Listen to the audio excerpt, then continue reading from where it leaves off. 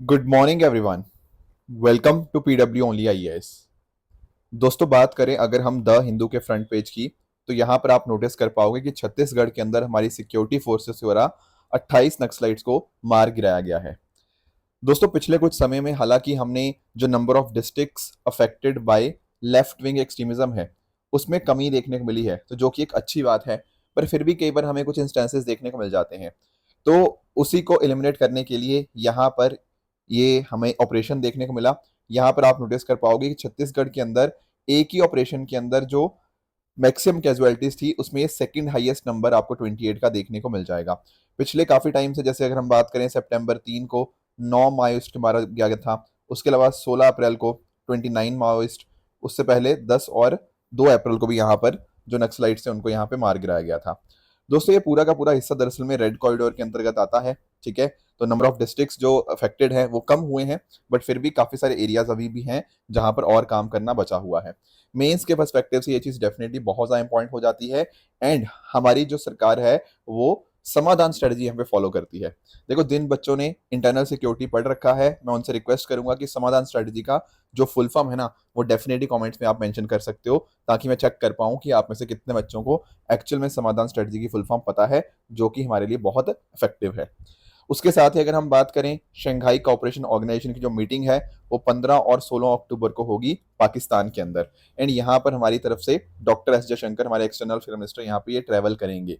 देखो, लगभग ये 10 साल हो चुके हैं। एक्चुअली पिछली बार 2015 में हमारे उस समय जो एक्सटर्नल अफेयर मिनिस्टर थी सुषमा स्वराज जी, वो यहाँ पे पाकिस्तान विजिट करी थी। तो लगभग 10 साल के बाद अब यहाँ पर हमारे जो एक्सटर्नल अफेयर मिनिस्टर हैं वो यहाँ पे ट्रैवल करेंगे to Islamabad in the coming days. दोस्तों, डेट है आज की 5 अक्टूबर 2024 एंड आप सभी का स्वागत है आज के प्रीलिम बूस्टर न्यूज डिस्कशन में। पहला जो हम टॉपिक डिस्कस करना है हमें, वो है आपका शागोस आइलैंड्स के बारे में। थोड़ा सा इसके बारे में समझेंगे कि आखिर ये है क्या मुद्दा, एंड पूरा इसके बारे में डिस्कशन करेंगे। थोड़ा सा ना आपको इसकी हिस्ट्री के बारे में पता होना चाहिए। हालांकि बहुत ज्यादा हिस्ट्री यूपीएससी नहीं पूछेगा, बट फिर भी एक ब्रीफ आइडिया जरूर होना चाहिए। देखो, एक्चुअल में जब मैं बात करता हूँ ना मॉरिशियस की, तो मॉरिशियस दरअसल में ना यूके की एक कॉलोनी हुआ करता था। अब ब्रिटिशर्स की दुनिया भर में कॉलोनीज थी, उनमें से एक कॉलोनी डेफिनेटली मॉरिशियस भी थी। अब होता क्या है ना, 1968 के अंदर यहाँ पर मॉरिशियस को मिल जाती है आज़ादी, इंडिपेंडेंस मिल जाती है। तो यहाँ पर मॉरिशियस एक कंट्री बन जाता है, बिल्कुल ठीक बात है। तो यहाँ पर यूके ने आज़ादी तो दे दी मॉरिशियस को, पर उन्होंने बोला कि भाई ये जो आपका ना शागोस आर्किपिलागो है, ये हम आपको नहीं देंगे, ये कंट्रोल में यूके का ही रहेगा। मतलब कि मॉरिशियस को बाकी सारी टेरिटरी दे दी, पर शागोस आर्किपिलागो यूके ने मॉरिशियस को नहीं दिया। ठीक है, इसी शागोस आर्किपिलागो के ऊपर एक बहुत ही इंपॉर्टेंट आइलैंड है जिसका नाम है डियागो गार्शिया। मैं अभी सबकी लोकेशन दे दूंगा, डोंट वरी अबाउट इट। तो शागोस आर्किपिलागो के ऊपर ये जो आपका आइलैंड है डियागो गार्सिया का, ये वाला जो आपका डियागो गार्सिया था, ये यूके ने आगे ना यूएसए को दिया, और यूएसए ने यहाँ पर अपना एक बेस बना लिया। समझ पा रहे हो, एक मिलिट्री बेस यहाँ पे बना लिया। तो यहाँ पे आज के समय जो कंट्रोल है ना डियागो गार्शिया के ऊपर, वो यूएसए और यूके का भी थोड़ा बहुत कंट्रोल है, पर यहाँ पे यूएसए का एक बहुत ही इंपॉर्टेंट मिलिट्री बेस है। अब ये मुद्दा कई बार मॉरिशस उठाता रहा कि नहीं भाई यार, ये तो मेरा हिस्सा है शागोस आर्किपिलागो, आप मुझे वापस कर दो। जब मुझे आपने आज़ादी दे दी तो आपने 1968 के अंदर, तो ये वाला हिस्सा क्यों छोड़ दिया मेरा मेरा मुझे ये भी वापस करो। एंड इवन ये मुद्दा कई बार इंटरनेशनल कोर्ट ऑफ जस्टिस के अंदर भी गया, एंड वहां पर भी इंटरनेशनल कोर्ट ऑफ जस्टिस ने यही बोला कि भाई ये हिस्सा मॉरिशस का ही है, आपको वापस कर देना चाहिए। तो अभी तक तो वापस नहीं किया था, बट अभी फाइनली पता क्या हुआ है, यूके ने ये बोल दिया है कि भाई जो शागोस आर्किपिलागो है ना, हम वापस दे देंगे अब मॉरिशस को। पर इंपॉर्टेंट पॉइंट ये है कि जो डियागो गार्सिया है वो अभी वहां पे वापस नहीं दिया जाएगा। तो यानी कि शागोस आर्किपिलागो का पूरा हिस्सा दे दिया जाएगा मॉरिशस को, except Diego Garcia. I hope that is clear to everyone. इस पर्टिकुलर अरेंजमेंट के अंदर ना इंडिया का भी बहुत इंपॉर्टेंट रोल था। इंडिया ने भी आपस में डिस्कशंस के अंदर बहुत इंपॉर्टेंट रोल प्ले किया। तो आपको ये बातें ध्यान में रखनी है। अब आ जाओ जरा समझ लो कि क्या मुद्दा क्या है, या क्या इसकी लोकेशन क्या है। देखो, अगर हम जाते हैं ना इंडियन ओशन के अंदर, यहाँ पर आप इंडियन ओशन देख पाओगे, बहुत सारी कंट्रीज हैं, एंड ये रही आपकी मॉरिशस की लोकेशन। एंड यहीं पर आपको ये शागोस आइलैंड्स आपको देखने को मिल जाएंगे, शागोस ग्रुप ऑफ आइलैंड्स। अब इन शागोस ग्रुप ऑफ आइलैंड के अंदर बहुत सारे अलग अलग आइलैंड्स हैं। Danger island, Egmont island, eagle island, नेंसल island, ठीक है, पेरोस बनोस एटॉल। ये सब नाम ध्यान में नहीं रखने, आपको ध्यान रखना है ये वाला डियागो गार्शिया वाला। डियागो गार्सिया को मना कर दिया गया है। डियागो गार्सिया आपका यूके यूएस मिलिट्री बेस वो अभी यूके के कंट्रोल और या यूएसए के कंट्रोल में ही रहेगा। बाकी का पूरा हिस्सा शागोज आर्किपेलागो का वो वापस मिल जाएगा मॉरिशस को। ये स्टोरी थी पूरी की पूरी। हमें लोकेशन पर्सपेक्टिव से भी समझना था, हमने समझ लिया किस तरह से सेंट्रल इंडियन ओशन के अंदर ये आपको लोकेटेड है, मॉरिशस का पार्ट है। Plus at the same time यहाँ पर आपका जो क्लाइमेट होता है वो ट्रॉपिकल मैरीन क्लाइमेट आपको देखने को मिल जाएगा। ठीक है, एक तरह का सेमी सर्कुलर ग्रुप यहाँ पे हमें देखने को मिल जाएगा। और इन सभी आइलैंड में से जो डियागो गार्सिया है वो सबसे लार्जेस्ट एंड मोस्ट सदरली आइलैंड आपको देखने को मिल जाएगा। 30 किलोमीटर स्क्वायर का यहाँ पे आपको एरिया देखने को मिल जाता है। हाईएस्ट पॉइंट मैंने आपको एक्सप्लेन कर दिया हुआ है। ठीक है, ये डेटा अपना ध्यान में रखना, पर आपको पॉइंटर्स आपको डेफिनेटली पता होने चाहिए एंड लोकेशन तो डेफिनेटली आपको यहाँ पे पता होनी ही चाहिए। आगे चलते हैं अगले टॉपिक की तरफ, that is people's plan campaign 2024। अब एक्चुअल में ये मुद्दा क्या है, 2019 के अंदर क्या होता है, हमारी जो मिनिस्ट्री ऑफ पंचायती राज है ना, उसके द्वारा एक एनुअल इनिशिएटिव स्टार्ट होता है जिसका नाम क्या है, पीपल्स प्लान। अब क्या मतलब हुआ इस चीज का, देखो एक्चुअली आप नोटिस करो कि हमारी जो लोकल गवर्नेंस है, जो भी पंचायत के जो डेवलपमेंट प्लान बनाए जाते हैं, उनमें लोगों का भी तो रोल होना चाहिए। लोग मतलब जो आम जनता है उनका भी तो रोल होना चाहिए कि आखिर उनको गांव के विकास के लिए, अपने पंचायत एरिया के विकास के लिए क्या क्या काम करने हैं या क्या क्या चीजें हमें कैसे इंश्योर करनी है। तो इंश्योर यही किया जाता है कि आपकी जो लोकल कम्युनिटीज होती है ना, उनको भी एंगेज किया जाए in the development process of Panchayati Raj institutions. इसी को बोलते हैं आपका पीपल्स प्लान। तो 2019 के अंदर यहाँ पे स्टार्ट हुआ था ये, मतलब एनुअल कैंपेन है। तो यहाँ पर इंश्योर, इस बार ये इंश्योर किया जा रहा है कि एक national workshop on people's plan campaign, सबकी योजना सबका विकास, जिसके माध्यम से लोगों के अंदर इसके बारे में जागरूकता बढ़ती है कि हाँ, जो डिसेंट्रलाइज गवर्नेंस की यहाँ पे बात होती है ना, उसके विजन को हम यहाँ पे इन्वॉल्व करना चाहते हैं, लोगों को इन्वॉल्व करना चाहते हैं इसके अंदर। जो आपके प्लान्स बनते हैं ना, पंचायत डेवलपमेंट प्लान्स, उसके अंदर लोगों का कंट्रीब्यूशन रहे, आम लोगों का भी। Plus at the same time तो रूरल डेवलपमेंट स्ट्रेटजीज के अंदर हमारा फोकस जो सस्टेनेबल डेवलपमेंट गोल्स है उनको भी साथ में लेके चलें। जैसे आपका नो पॉवर्टी हो गया, इसके लिए हम क्या क्या कर सकते हैं, आपका जीरो हंगर हो गया, गुड हेल्थ एंड वेलबींग हो गया, क्वालिटी एजुकेशन हो गया। ये सारी चीजें इंश्योर करने के अंदर लोगों का क्या पार्टिसिपेशन हो सकता है, लोगों के आइडियाज को हम कैसे इन्वॉल्व कर सकते हैं, यही कैंपेन के इंटीग्रेट इसको करता है, सस्टेनेबल डेवलपमेंट गोल्स और लोकल प्रायोरिटीज को।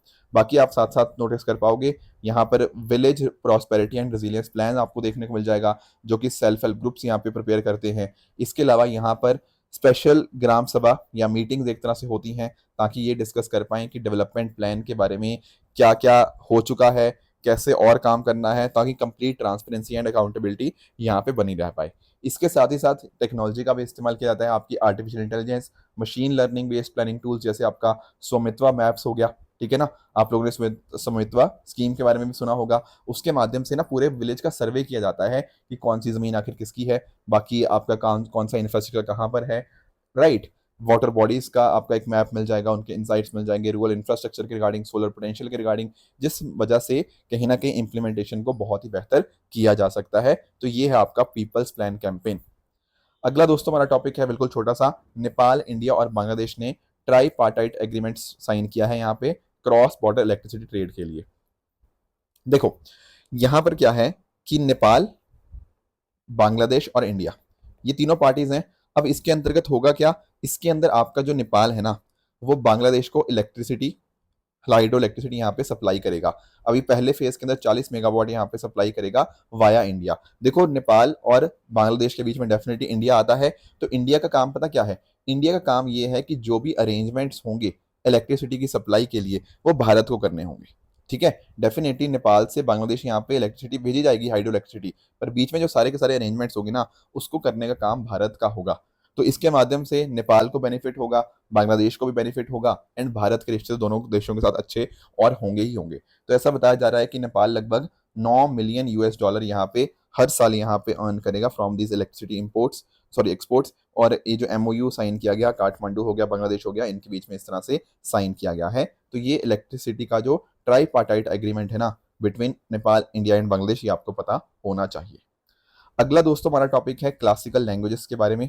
थोड़ा सा इसको समझने की कोशिश करते हैं। देखो दुनिया में ना, या इंडिया में कह लो, 4 तरह की हमें लैंग्वेजेस देखने को मिल जाती हैं। एक होती हैं आपकी शेड्यूल्ड लैंग्वेजेस, एक होती हैं आपकी ऑफिशियल लैंग्वेजेस, एक होती है नेशनल लैंग्वेज, एक होती है क्लासिकल लैंग्वेज। बहुत बच्चों को बहुत कन्फ्यूजन रहती है, आज के बाद आपको कोई कन्फ्यूजन नहीं रहेगी। देखो जब मैं बात करता हूँ नेशनल लैंग्वेज की, नेशनल लैंग्वेज का मतलब होता है आपकी राष्ट्रीय भाषा कौन सी है। द आंसर इज इंडिया में कोई भी राष्ट्रीय भाषा नहीं है, तो India has no national language. पहली बात तो आपको ये पता होनी चाहिए, ठीक है। इसके बाद मैं बात करता हूँ आपकी शेड्यूल्ड लैंग्वेजेस की। शेड्यूल्ड लैंग्वेज पता क्या है? आप अगर अपना लक्ष्मीकांत खोल लो या फिर अपने कॉन्स्टिट्यूशन का 8th शेड्यूल ओपन करो, 8th शेड्यूल में आप नोटिस करोगे कि आज के समय टोटल आपको 22 भाषाएं या 22 लैंग्वेजेस देखने को मिलती हैं। इन 8 शेड्यूल की जो 22 लैंग्वेज है, इनको हम नाम देते हैं शेड्यूल्ड लैंग्वेजेस का। जब देखो संविधान स्टार्ट हुआ था, ठीक है, उस समय यहाँ पे 14 भाषाएं थी। फिर 1967 के अंदर सिंधी को ऐड किया गया। उसके बाद में 3 और भाषाएं कोंकणी, मणिपुरी, नेपाली को ऐड किया गया 1992 के अंदर। फिर बोडो, डोगरी, मैथिली और संथाली को 2004 में ऐड किया गया। इस तरह से टोटल आपको 22 लैंग्वेजेस, आपको शेड्यूल्ड लैंग्वेजेस देखने को मिल जाएंगी। I hope that is also clear to everyone. Right, in scheduled languages का अगर आप पर्पस समझना चाहते हो ना, तो एक्चुअली बहुत सारे आपके एग्जाम्स होते हैं, बहुत सारी कम्युनिकेशन हो गया, उनमें आपका इस्तेमाल यहाँ पे किया जाता है। राइट, पर जब मैं बात करता हूँ ऑफिशियल लैंग्वेजेस की, तो ऑफिशियल लैंग्वेज देखो वैसे तो हमारी हिंदी है, पर साथ ही साथ हमने यहाँ पर इंग्लिश को भी यहाँ पे कंटिन्यू किया हुआ है। ठीक है, पार्लियामेंट का बिजनेस हो गया, वो इसमें कंडक्ट किया जाता है। ठीक है, इसके अलावा अगर हम बात करें स्टेट्स वगैरह के अंदर जो लेजिस्लेटिव पर्पस के लिए हो गया, लेजिस्लेचर के लिए हो गया, वो यहाँ पर इन लैंग्वेजेस का इस्तेमाल किया जाता है तो हमारी ऑफिशियल लैंग्वेज हिंदी ही, पर हमने इंग्लिश को भी कंटिन्यू रखा हुआ है। तो आज के समय कोई आपसे पूछे कितनी ऑफिशियल लैंग्वेजेस हैं, तो आप 2 कह सकते हो, जिसमें एक तो हिंदी है ही है और उसका हम प्रमोशन भी कर रहे हैं, प्लस आपका साथ में इंग्लिश भी आपको देखने को मिल जाएगा। तो I hope scheduled language, official language और नेशनल लैंग्वेज कोई कंफ्यूजन नहीं होगी। इसके अलावा एक होती है हमारी क्लासिकल लैंग्वेज। अब ये क्या होती है? देखो क्लासिकल लैंग्वेज का जो आइडिया था ना, वो दरअसल में हमें 2004 में आया। हमने नोटिस किया कि यार कुछ ऐसी लैंग्वेजेस हैं जो कुछ क्राइटेरिया को फॉलो करती हैं। कौन सा क्राइटेरिया? देखो क्राइटेरिया है आपके सामने ये वाला। पहली बात तो उनका जो ओरिजिन है ना, वो अपने आप में एक एंशियंट ओरिजिन देखने को मिल जाएगा, यानी कि लैंग्वेज की एक बहुत लंबी चौड़ी हिस्ट्री है, 1500-2000 साल से या उससे भी ज़्यादा लंबी। बेसिकली बहुत सारे आपको अर्ली टेक्स्ट के कॉरस्पॉन्डिंग देखने को मिल जाते हैं। Plus at the same time उस लैंग्वेज को बॉडी ऑफ एंशियंट लिटरेचर या टेक्स्ट है, एंड उसको आपके स्पीकर्स के द्वारा, जनरेशन ऑफ स्पीकर्स के द्वारा बहुत ही इंपॉर्टेंट वैल्यूएबल हेरिटेज कंसिडर किया गया। तो हेरिटेज वाला सेकंड पॉइंट हो गया। इसके अलावा तीसरा पॉइंट है आपका ओरिजिनलिटी, कि यहाँ पे जो लिटरेरी ट्रेडिशन होना चाहिए वो ओरिजिनल होना चाहिए एंड किसी से वो बोरो ना किया गया हो। एंड चौथी बात ये है कि वहां पर ना आपके जो मॉडर्न अवतार्स हैं या मॉडर्न फॉर्मेट्स हैं, उनसे वो डिस्टिंक्ट होनी चाहिए। एक डिसकंटिन्यूटी भी हो सकती है, और जो आपके जो बाद में जो फॉर्म्स आए, बाद में जो ऑफशूट्स आए, उनसे वो अलग होनी चाहिए। अगर ये चारों कंडीशन है, ancient origin, literary heritage and originality, आपका डिसकंटिन्यूटी फॉर मॉडर्न अवतार, फिर उसको हम यहाँ पर क्लासिकल लैंग्वेज का दर्जा दे सकते हैं। ऐसा हमने सोचा कब? 2004 के अंदर। एंड उसी समय के ऊपर हमने यहाँ पर तमिल को ऐड कर दिया। ठीक है, तो तमिल पहली ऐसी क्लासिकल लैंग्वेज थी, मतलब ऐसी लैंग्वेज थी जिसको क्लासिकल लैंग्वेज का दर्जा दिया गया। उसके बाद हमने संस्कृत को कर दिया। एंड उस तरह से ना अभी तक हमारे पास 6 इस तरह से क्लासिकल लैंग्वेज हो चुकी थी। आखिरी बार हमने 2014 में ऐड किया था उड़िया को। ठीक है, तो 6 लैंग्वेज तो ऑलरेडी एग्जिस्ट करती थी क्लासिकल लैंग्वेज के अंदर। अभी हमने क्या किया है? अभी हमने 5 और लैंग्वेजेस को यहाँ पे ऐड कर दिया गया है। अब आप पूछेंगे ये कौन सी अब 5 नई लैंग्वेजेस हैं जिनको हमने ऐड किया है? यहाँ पे मैं आपको दे देता हूँ। ठीक है, इनका डेटा आपको यहाँ पे दे देता हूँ। यहाँ पर आप नोटिस कर पाओगे, दिस इंक्लूड्स मराठी, यहाँ पे लिखा हुआ है एक्चुअली ना, यहाँ पे मराठी, मराठी साथ साथ आपका पाली, आपका प्राकृत, आपका असमीज, एंड साथ ही साथ आपका जो बंगाली हो गया। बहुत लंबे टाइम से डिमांड थी बंगाली की, काफ़ी लंबे टाइम से ममता बनर्जी डिमांड कर रही थी। मराठी के लिए भी काफ़ी लंबे टाइम से डिमांड चल रही थी कि आखिर इनको भी क्लासिकल लैंग्वेज का दर्जा मिलना चाहिए। तो इनको फाइनली मिल चुका है। तो 6 तो देखो पहले थी, 5 नई ऐड होगी, तो अब आज के समय आपको 11 शेड्यूल्ड लैंग्वेजेस आपको देखने को मिल जाती हैं। तो लैंग्वेज, ये जो क्राइटेरिया था ना, ये चारों क्राइटेरिया हमें देखने को डेफिनेटली मिलते हैं। पर यहाँ पर ऐसा भी बोला गया, मिनिस्ट्री ऑफ कल्चर कह लो या फिर लैंग्वेज एक्सपर्ट कमेटी कह लो, इन्होंने बोला है कि ये जो आपका क्राइटेरिया है ना, हम इसमें चेंजेस ला रहे हैं। We will be keep on changing इस पर्टिकुलर क्राइटेरिया को। तो अभी क्राइटेरिया नया क्या है वो सामने नहीं आ पाया है, बट यही अभी तक हमारे पास क्राइटेरिया गिवन है। बट इन्होंने बोला है कि हम इस क्राइटेरिया को रिवाइज कर रहे हैं। अब आई होप दैट इज क्लियर। अब मैं इसको फिर से आपको बता देता हूँ। 22 शेड्यूल लैंग्वेज, 2 ऑफिशियल लैंग्वेज, कोई भी नेशनल लैंग्वेज नहीं है, और क्लासिकल लैंग्वेज पहले 6 थी, अब 5 नई ऐड हो चुकी हैं। तो आज के समय आपको 11 शेड्यूल लैंग्वेज, सॉरी आपका क्लासिकल लैंग्वेज देखने को मिल जाती हैं। बाकी देखो इसके अलावा अगर आप देखना चाहो क्लासिकल लैंग्वेज को शास्त्रीय भाषा भी बोला जाता है, जिनका काफ़ी अच्छा खासा हेरिटेज होता है, ये हमने डिस्कस कर लिया। इसके अलावा डेफिनेटली इंपॉर्टेंट बहुत ज़्यादा है। इसके एक फ़ायदे समझो कि अगर मान लो अब इन लैंग्वेजेस को क्लासिकल लैंग्वेज मिल गया है तो इसका फ़ायदा क्या होगा। पहली बात यह है कि इसके कॉरस्पॉन्डिंग ना सेंटर ऑफ एक्सलेंस एस्टेब्लिशमेंट होगा, basically academic and research support इनके रिगार्डिंग बढ़ेगी। 2 major annual international awards scholars को दिए जाएंगे इन क्लासिकल लैंग्वेजेस के अंदर। इसके अलावा यूजीसी को रिक्वेस्ट किया जाएगा कि आपकी जो सेंट्रल यूनिवर्सिटीज़ हैं या और भी यूनिवर्सिटीज़ हैं वहाँ पर यहाँ पर आपकी एकेडमिक चेयर्स को क्रिएट किया जा पाए।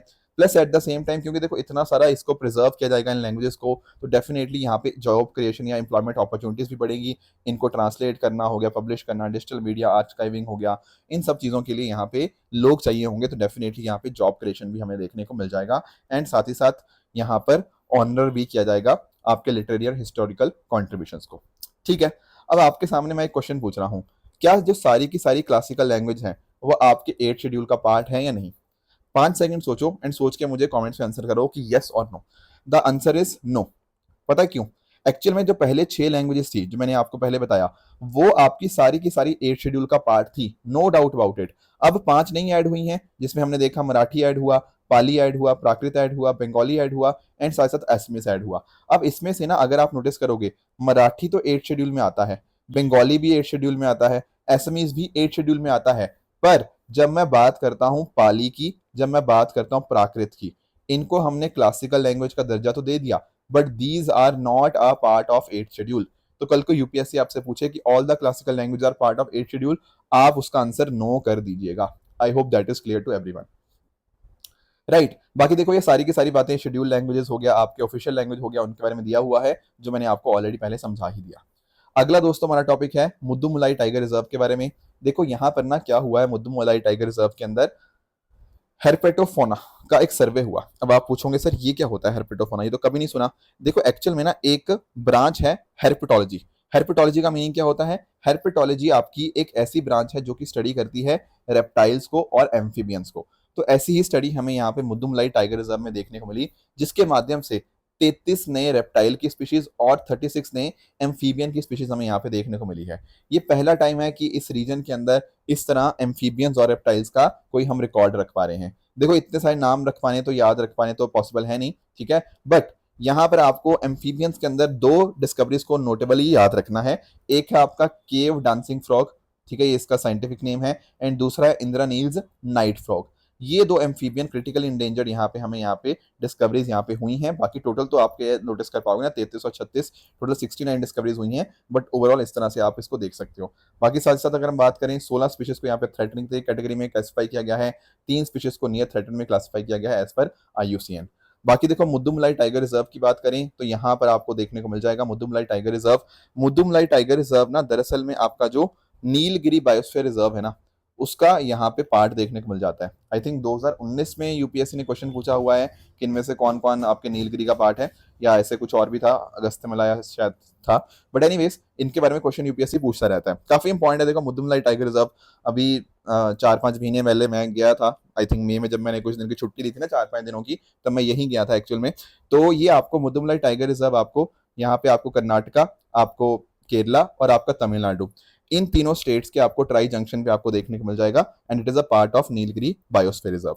अब आप नोटिस कर पाओगे यहाँ पर आपको टाइगर, आपको एशियन एलिफेंट, आपको इसकी फ्लैगशिप स्पीशीज देखने को मिल जाती हैं। जायंट बैम्बू यहाँ पे पाया जाता है। यहाँ पर जो टॉल ग्रासेस होती हैं उनको एलिफेंट ग्रास के नाम से भी जाना जाता है। इसके अलावा अगर हम बात करें टीक, रोजवुड हो गया, ये टिम्बर स्पीशीज आपको यहाँ पे देखने को मिल जाती है in Mudumalai tiger reserve. I hope ये सारे पॉइंटर्स आपको क्लियर हो चुके होंगे। अब दोस्तों आ जाते हैं अपने एमसीक्यूज की तरफ। यहाँ पर आज का आपका होमवर्क रहेगा 2015 का, ये प्रीवियस ईयर क्वेश्चन है, हिस्ट्री के पर्सपेक्टिव से है, तो ट्राई करिएगा एंड मुझे इसका कमेंट्स में आप आंसर बता सकते हो। उसके अलावा L69 ग्रुपिंग के बारे में क्वेश्चन है, थोड़ा सा ध्यान से इसको आंसर आप करने की कोशिश करिएगा। इसके अलावा अगर मैं बात करूँ ICBM इंटरकॉन्टिनेंटल बैलिस्टिक मिसाइल, इसका आंसर भी आप सोच के कमेंट्स के नीचे मुझे बता सकते हो।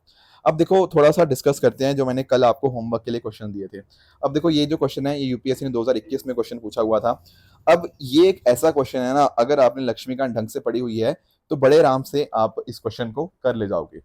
एंड देखो मेरा ये क्वेश्चन लाने का पर्पस यही है कि आपको मैं ये चेक करवा पाऊँ कि आपके फंडामेंटल अच्छे हैं या खराब हैं, क्योंकि देखो ये इजी क्वेश्चन की कैटेगरी है। अगर आप ये क्वेश्चन गड़बड़ कर रहे हो ना, इसका मतलब आप कहीं ना कहीं बाकी कॉम्पिटिशन से पीछे हो रहे हो। मैं आपको एक एग्जांपल समझाता हूँ। यहाँ पर एक काम करो, एक बार जैसे थर्ड स्टेटमेंट आप पढ़ो। ये कह रहा है a foreigner once granted citizenship cannot be deprived of it under any circumstances. अरे मुझे बताओ कि अगर एक किसी फॉरनर को हमने सिटीजनशिप दे दी, बाद में हमें लगता है कि भाई उसको जो सिटीजनशिप मिली फ्रॉड से मिली, ठीक है, तो क्या हम उसको किसी भी सर्कमस्टांसेस के अंदर उसको डिप्राइव नहीं कर पाएंगे? ऐसा हो ही नहीं सकता। इतनी ज्यादा एक्सट्रीम स्टेटमेंट है। रिनंसिएशन, डेप्रीवेशन, टर्मिनेशन, इतनी सारी चीजें तो हम यहाँ पे पढ़ते हैं। और सिटीजनशिप तो बहुत ही फंडामेंटल टॉपिक है आपका। तो ये स्टेटमेंट तो ठीक हो ही नहीं सकती। थर्ड स्टेटमेंट तो पक्का ही पक्का आपकी इनकरेक्ट है, इसमें कोई डाउट होना ही नहीं चाहिए। ठीक है, ये जो अंडर एनी सर्कमस्टांसेस है ना, बहुत ही एक्सट्रीम स्टेटमेंट हो चुकी है, तो उसके बेसिस पे आपका थर्ड गलत हो गया। इसके अलावा अगर मैं बात करूं, जब हम पढ़ते हैं आपकी सेकंड स्टेटमेंट को, a citizen by birth only can become the head of state. अरे यार, यूएसए और इंडिया का कंपैरिजन हम पढ़ते हैं ना, हम ये पढ़ते हैं कि ये बात यूएसए के लिए सही है। वहां पर किसी को राष्ट्रपति बनना है ना, जैसे अभी इलेक्शन होने भी वाले हैं अगले महीने के अंदर, तो वहां पर उस बंदे को ही has to be the citizen by birth, उसको पैदा वहीं होना पड़ेगा, तभी वो वहां पे राष्ट्रपति बन सकता है। तो ये वाली बात यूएसए में सही होती है, इंडिया में सही नहीं होती। ये भी बहुत ही बेसिक चीज है। हम अपने कॉन्स्टिट्यूशन को, कंपैरिजन को पढ़ते ही हैं, तो सेकंड स्टेटमेंट भी पक्का ही पक्का गलत है। एंड वहां से आपका option answer number A automatically बन गया। अब डेफिनेटली इतना तो सबको ही पता होता है कि there is only one citizenship, पर किसी हो सकता है किसी बच्चे को डाउट हो कि सर डोमिसाइल एक होता है या नहीं होता। ये हो सकता है किसी को डाउट आए, पर देखो यार, अगर आपने सेकंड और थर्ड ही एलिमिनेट कर दिया तो आपका आंसर ऑटोमेटिकली आ चुका है। बट एनीवेज, अब इसको भी याद आप रख लो, तो option number A one only will be the correct answer. तो यहाँ पर देखो दो चीजें समझो। पहली बात तो, जो बेसिक फंडामेंटल्स हैं लक्ष्मीकांत के या जो भी आप बुक पढ़ रहे हो, वो आपको आने ही चाहिए। ऐसे क्वेश्चन में, जो फुल टॉस वाले क्वेश्चन है, उनमें गलती कर रहे हो तो बाकियों से पीछे हो जाओगे। दूसरी बात है कि ध्यान से पढ़ने की कोशिश करो। हर स्टेटमेंट के अंदर कुछ ना कुछ कई बार क्लू छुपा होता है, जो कि उस स्टेटमेंट को सही या गलत करेगा। आपको वो क्लू पकड़ने जिस दिन आगे, उस दिन आपके लिए प्रीलिम्स क्रैक करना बहुत आसान हो जाएगा। समझ गए इस बात को? ठीक है। इसके अलावा कल मैंने आपको एक और होमवर्क दिया था। मैंने पूछा था आपको standard drug standard control organisation ये किस मिनिस्ट्री के अंतर्गत आता है ना, यही पूछा था। अब बच्चे बड़ा कंफ्यूज होते हैं, पर आपको कंफ्यूज नहीं होना, क्योंकि आप तो प्रीलिम बूस्टर देखते हो, तो कंफ्यूजन का स्कोप होना ही नहीं चाहिए। देखो, जब मैं बात करता हूँ ना central drug standard control organisation की, तो ये आता है ministry of health and family welfare के अंदर। चलो ठीक है। इसका काम क्या रहता है? इसका काम रहता है कि जो भी ड्रग्स के रिगार्डिंग अप्रूवल देना हो गया, क्लिनिकल ट्रायल्स को कंडक्ट करवाना, ठीक है, आपके ड्रग्स के लिए कुछ स्टैंडर्ड वगैरह यहाँ पे देना। And at the same time, अगर मान लो हम किसी ड्रग को इंपोर्ट वगैरह करवा रहे हैं, तो क्वालिटी कंट्रोल को इंश्योर करना वो किसकी जिम्मेदारी बनती है? सर, वो standard drug central drug standard control organisation, जो कि आपका ministry of health and family welfare के अंतर्गत आता है, उसी की बनती है। तो इसका आंसर ऑप्शन नंबर ए ही रहेगा। कंफ्यूजन पता क्या होती है? कंफ्यूजन इसलिए यहाँ पे हमें देखने को मिलती है क्योंकि हमारे पास एक और एंटिटी है जिसका नाम है बीपीपीआई। बीपीपीआई क्या है? Bureau of pharma PSU in India. Bureau of pharma PSU of India. ठीक है। अब ये क्या है? ये जो आपका bureau of pharma PSU of India है ना, ये आता है आपका ministry of chemical and fertiliser के अंतर्गत। एंड इसका काम क्या है? इसका काम है, आपकी एक स्कीम है प्रधानमंत्री भारतीय जन औषधि परियोजना। आपने ना आपके जो जन औषधि केंद्र होते हैं वो देखे होंगे, राइट? उसके अंदर क्या होता है, आपकी जो जेनरिक मेडिसिन होती हैं वो मिलती हैं, बहुत ही अफोर्डेबल कॉस्ट के ऊपर आपको मेडिसिन देखने को मिल जाती है, राइट? उनको इंप्लीमेंट करने का काम वो आपका बीबीपीआई का रहता है, और वो आता है ministry of chemical and fertiliser. तो कंफ्यूज बिल्कुल नहीं होना। CDSCO ministry of health and family welfare, BPPI ministry of chemical and fertiliser. I hope that is clear. तो इसका आंसर करेक्ट बनेगा, option number A will be the right answer. ठीक है, ये सारा एक्सप्रेशन यहाँ पे लिखा हुआ है। इसके अलावा कल मैंने आपको एक और होमवर्क दिया था कि इंडिया इनमें से आखिर किस किस का मेंबर है। देखो, अगर आप पीवाईक्यू ढंग से कर रहे हो तो ये क्वेश्चन भी आसान है। एटलीस्ट आपको इतना ही तो पता ही होगा कि एआईआईबी की जब हम बात करते हैं, एशियन इंफ्रास्ट्रक्चर इन्वेस्टमेंट बैंक, ये दरअसल में एक चाइना लेड बैंक है। डेफिनेटली चाइना का सबसे ज्यादा यहाँ पे कंट्रीब्यूशन रहता है, बट सेकंड जो मेजर शेयर होल्डर है यहाँ पे, वो सेकंड नंबर के ऊपर भारत ही है। तो डेफिनेटली इंडिया इसका मेंबर है। एंड इंडिया के अंदर बहुत सारे जो प्रोजेक्ट्स है ना, वो यहाँ पर इसके माध्यम से चल भी रहे हैं, तो थर्ड तो बिल्कुल सही होना ही पड़ेगा। इसके अलावा अगर हम बात करें मिसाइल टेक्नोलॉजी कंट्रोल रजीम की, डेफिनेटली इसका भी इंडिया पार्ट बन गया था 2016 के अंदर। और ये क्वेश्चन ऐसे यूपीएससी ने ऑलरेडी पूछे हुए हैं, पीवाईक्यू के फॉर्मेट के ऊपर ही है। कंफ्यूजन आपको हो सकता है ऑप्शन नंबर मतलब स्टेटमेंट वन के अंदर कि क्या ग्लोब नेटवर्क का पार्ट है? द आंसर इज यस, इसका भी हम पार्ट है। ये मैंने करंट अफेयर्स के अंदर आप लोगों के साथ डिस्कशन किया था, तो ये भी बात ठीक है। आंसर बनेगा इसका option number D. 1, 2 and 3 are the correct answer. बाकी दोस्तों बात करें ट्रू एंड फॉल्स की, यहाँ पर आपके सामने कुछ स्टेटमेंट्स हैं, आप इनको पढ़िएगा, मुझे कमेंट्स में इसका आंसर बताइएगा। कल मैंने जो होमवर्क दिया था, एक था ओवरसीज सिटीजन ऑफ इंडिया के बारे में, यहाँ पर कह रहा है कि वो कॉन्स्टिट्यूशनल पोजीशन होल्ड नहीं कर सकते, ये बात ठीक है। आपका जो हमने धरती आबा स्कीम, जो जनजातीय ग्राम उत्कर्ष अभियान पढ़ा था, ये दरअसल में सेंट्रली स्पॉन्सर्ड स्कीम ही है, ये बात भी करेक्ट है। क्रूज भारत मिशन आपका ministry of port, shipping and waterways के अंतर्गत आता है, इसलिए ये स्टेटमेंट आपका इनकरेक्ट हो जाएगा। मोनपा कम्युनिटी आपको अरुणाचल प्रदेश में देखने को मिलेगी, इसलिए ये स्टेटमेंट भी इनकरेक्ट हो जाएगा। तो ये थी आज की डिस्कशन दोस्तों। इसी तरह से आप भी अपने एंड पे हार्डवर्क करते रहिए। Thank you so much for joining. All the very best.